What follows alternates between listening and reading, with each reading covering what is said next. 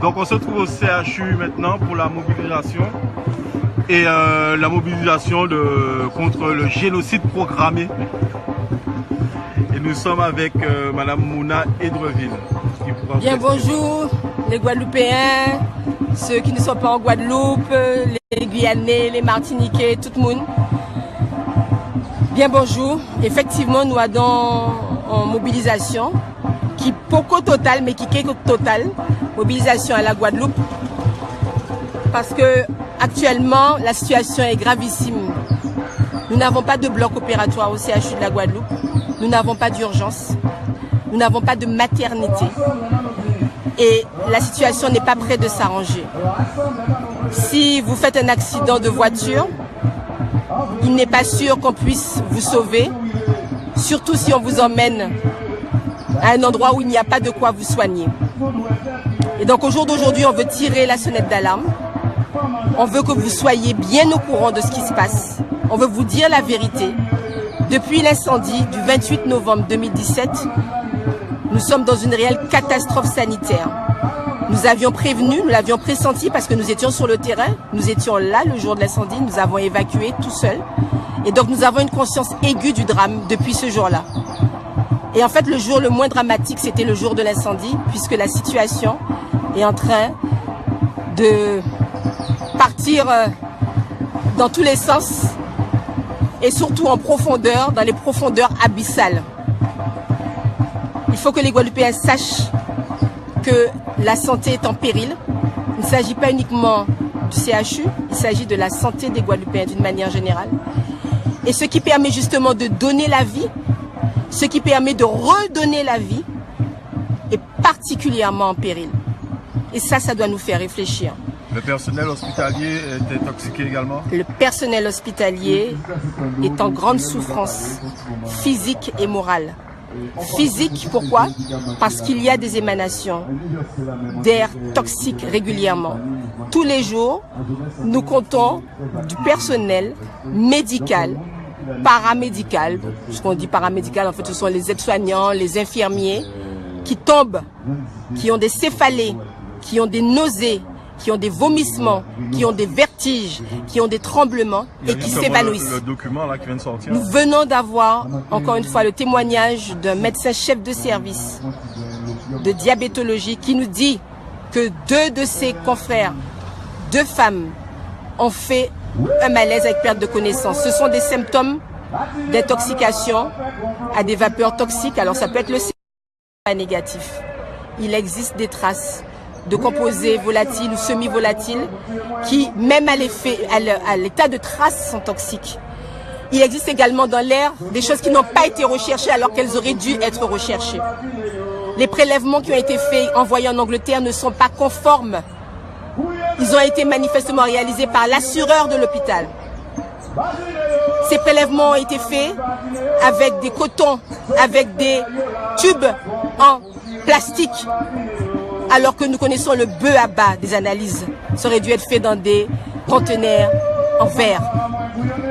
5 prélèvements seulement ont été réalisés. Nous attendons 5 prélèvements envoyés en Angleterre. Nous attendons les résultats de l'analyse du bâti. Parce qu'avec le feu qui était énorme, puis le dégât des eaux, il y a eu dégât des eaux parce qu'il a fallu beaucoup, des milliers de tonnes d'eau pour éteindre ce feu. Le bâtiment a souffert.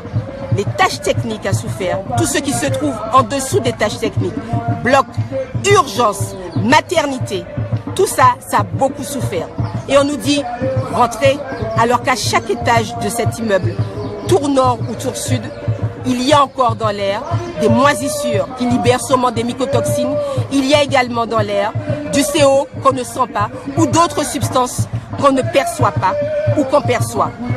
Il faut assainir ce bâtiment. C'est un bâtiment malsain. C'est décrit dans la littérature scientifique. Malsain, un bâtiment malsain, insalubre, après incendie, après humidité. Et donc il faut l'évacuer. Non pas l'évacuer de façon catastrophique comme on l'a fait le jour de l'incendie. Y a-t-il des solutions? Il y a des solutions, Rida. Il y a des solutions. C'est pour ça qu'on est en colère. Il y a des solutions. Nous allons pouvoir réouvrir Marie-Galante, réouvrir les 2 blocs opératoires pour pouvoir enfin opérer des personnes qui attendent d'être opérées avec le matériel Il ne s'agit pas de faire de l'économie de bout de chandelle, du matériel digne de ce nom, en rapport avec le plan dans lequel nous sommes. Nous étions en plan blanc élargi. On ne sait pas dans quel plan nous sommes, mais nous sommes dans un plan gravissime. Il faut ouvrir les blocs, réouvrir les blocs à Margalande. Il faut que on puisse nous ouvrir les portes du logement de nos aînés temporairement. Ils comprendront, on ira leur expliquer. À Palais Royal, il y a un bâtiment tout neuf qui peut recevoir le double de sa capacité. Il y a des fluides, on peut y aller. Le temps d'assainir le bâtiment, de réhabiliter le CHU. On peut y aller également à Cap-Esser, mais avec du matériel. Nous n'allons pas faire les choses n'importe comment, contrairement à ce qui est dit. On va faire les choses méthodiquement, on va faire les choses en concertation, on va faire les choses avec du matériel neuf, parce que nous avons droit à ce matériel neuf. Parce que, et pour faire simple, le temps que ça prendra, il faut faire diligence, parce que le temps que ça prendra, il y a des gens qui meurent là. Absolument. Il y a des gens qui ont une perte de chance. Il y a des gens déjà qui n'arrivent même pas à l'hôpital, par faute de place. Ensuite, ceux qui arrivent à l'hôpital, c'est le parcours du combattant. Il y a des gens qui se plaignent. On n'a pas encore pu compter le nombre de morts depuis l'incendie.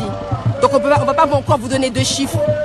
Mais il y a fort à parier que les dégâts collatéraux sont énormes.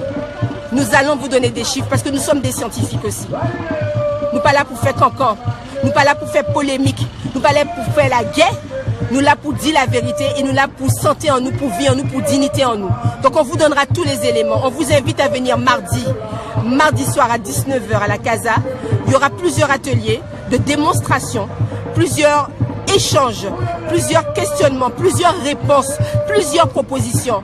Parce que ce collectif de défense du CHU de la Guadeloupe, en fait ce collectif de la santé en Guadeloupe, c'est pas une rumeur, c'est pas une humeur, c'est une force de proposition, c'est une force de clarté.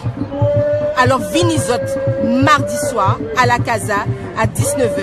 Vinizot nombreux, zoké voit nous qui poter, nous qui bam une solution, zoké ban une solution et nous qui arriver, faut nous sortir en ça. Une dernière chose, est-ce que c'est alarmiste de dire que c'est un génocide programmé?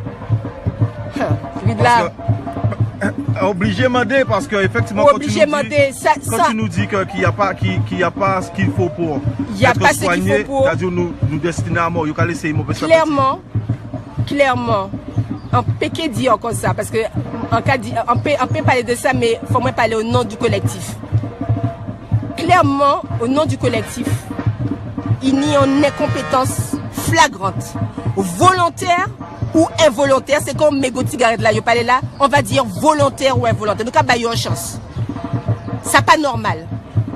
On bite comme ça pas qu'arriver en France. Ça pas normal. On bite comme ça pas même qu'arriver justement dans soi-disant des pays sous-développés, des médecins qui connaissent nous-mêmes, qui viennent d'Afrique, qui voient ça, qui disent nous mais on ne pas comprendre. Des bites comme ça qu'arrive à Casayo, là il y a la guerre. Et ils ont commandé nous mais ni la guerre en Guadeloupe alors. Et nous ne pouvons pas répondre. Peut-être qu'il y a la guerre en Guadeloupe. Merci Mouna. Mouna Hydreville, cardiologue. Exactement. D'accord. Merci beaucoup. Merci Ridla. Bye bye.